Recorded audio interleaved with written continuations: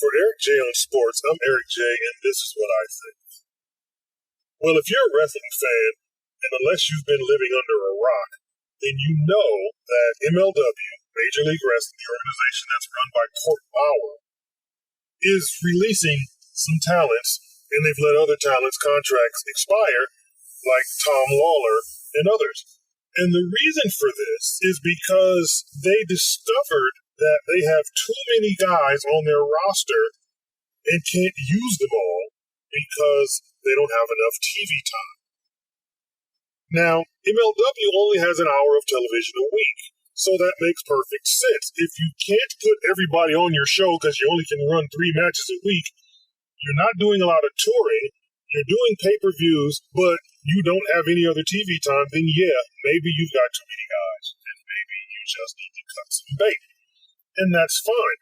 You go to the store, you buy too much food, you realize you don't have any place to put it, so you give some to a food pantry because it can benefit somebody else. Tom Lawler, Jordan Oliver, and some of the guys whose contracts are expired and are moving on, that's the situation. They had too many guys, they let some leave. Now, Ring of Honor is doing it a different way. Ring of Honor is ceasing operations altogether. They're closing up shop altogether, and they're letting everybody leave.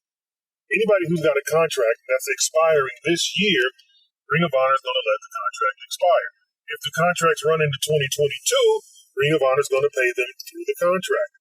Their reasoning is because they are restructuring, reorganizing the business. They're going to take it apart and put it back together and make it different and better, and then bring it back sometime in the spring of 2022. What that sounds like to me is that they've got some people that they've had to spend a lot of money on, and during the pandemic, they weren't able to afford all of these people.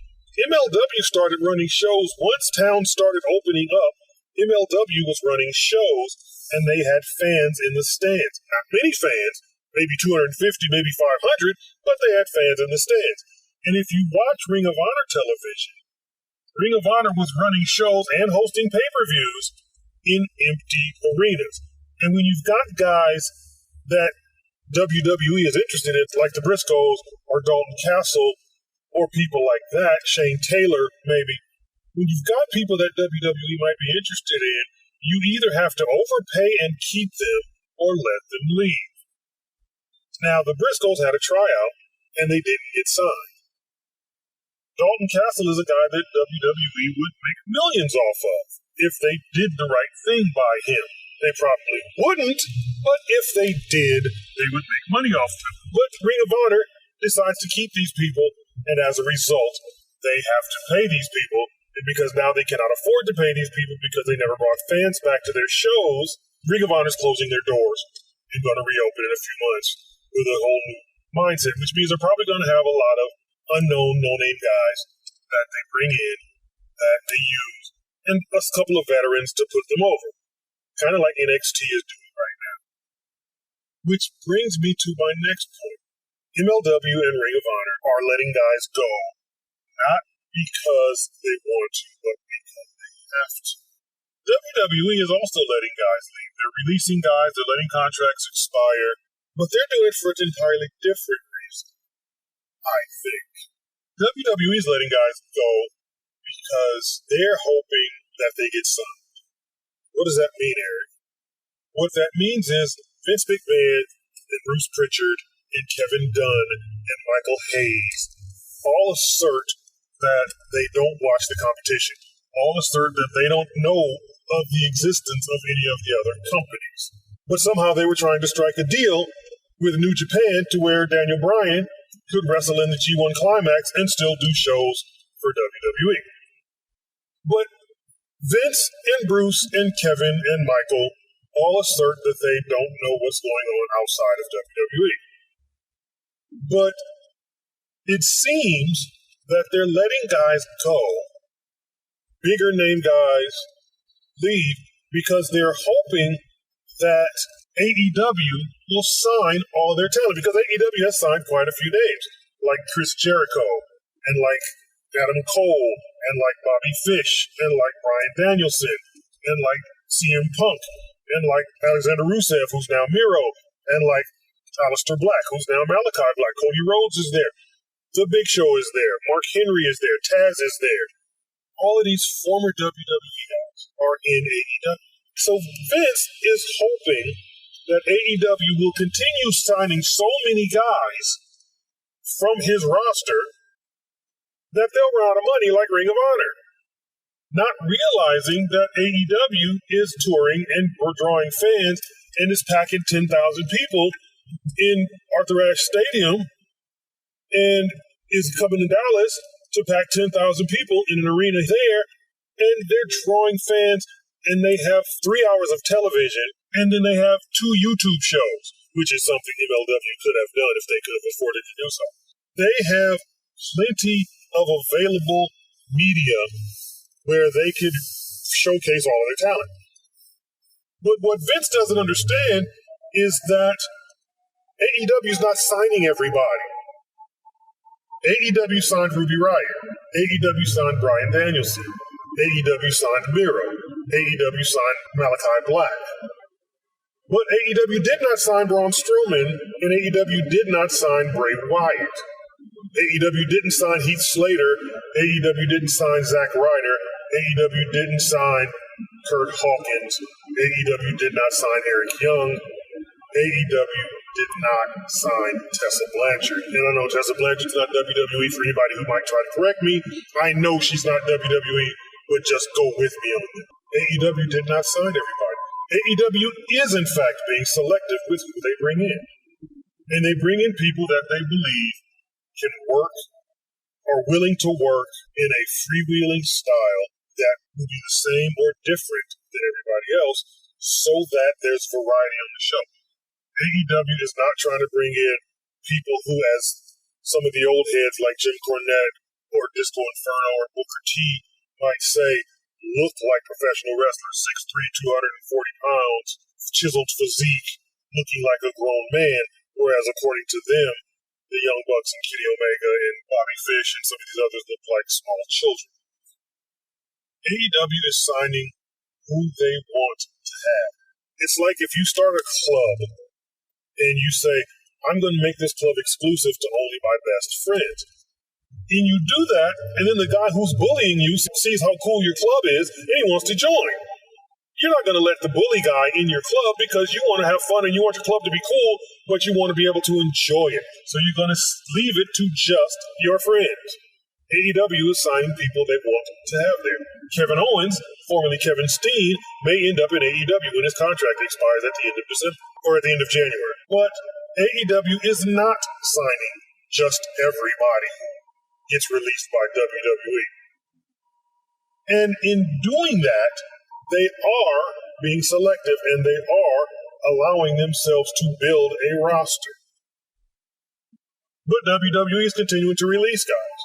And they're releasing guys just because they're hoping that AEW will sign all the released guys and then they'll run out of money. Because they do pay attention. Because they do care what everybody else is doing. They do recognize that the Iconics and Eric Young and Zack Ryder and Kurt Hawkins and Tommy Dreamer are all in Impact. They do recognize that Bobby Fish worked a match at MLW, and now he's working matches for AEW. They do recognize that Bryan Danielson and CM Punk and Ruby Riott and Mark Henry and The Big Show and others have signed with AEW. They do recognize this. But what they hope is that through the course of releasing all these guys, it takes some pressure off of them because they, with all the TV they have, they don't have enough TV for all the people they want to showcase because the only people they want to showcase look like Roman Reigns or Drew McIntyre or look like Charlotte Flair or Becky Lynch. Those are the people they want to showcase. Carmella. They don't want to showcase the talents. They want to showcase the looks.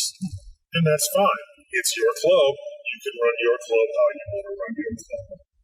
But to be releasing talent in the hopes that the competition will sign all of your talent and somehow have so many people on their roster under contract that they run out of money is ludicrous when, as we used to say on the playground, my dad can beat up your dad. AEW's owner has more money than WWE's owner. AEW's owner is a bigger billionaire than Vince McMahon. So, if Vince is hoping that AEW will sign all of his cast-offs and produce a poor rating and will run out of money, then he's mistaken. Because Tony Khan is signing who he wants to work with, having fun in the wrestling business, has 5 hours of network television with a deal with TNT and TBS and Warner Media, and has 2 YouTube shows, AEW Dark and AEW Dark Elevation, where he can showcase even more talent, and everybody in AEW practically has a YouTube show of their own. Sammy Guevara, Ethan Page, The Elite, practically everything. So people get showcased through one of those media. And on top of all that, Tony Khan has more money than Vince. So while Vince is signing people and paying people to stay home, Tony Khan can run his club the way he wants to run his club. He can invite his buddies, he can have fun, he can enjoy what he's doing, and he can keep out whoever he wants to keep out. Just like when you go to 7-Eleven, they reserve the right to refuse service to anyone. Tony Khan reserves the right to not sign Braun Strowman and to not sign Bray Wyatt.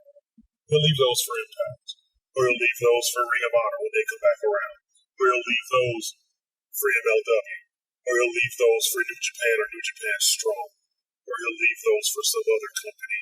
It'll be like Johnny Curtis Fandango, who's working indies at 36 years old and having a lot of fun, but burning himself out because he's doing way more traveling than he was when he was with WWE. So the plan might be backfire. MLW's releasing guys because they have to. Ring of Honor's releasing guys because they have to.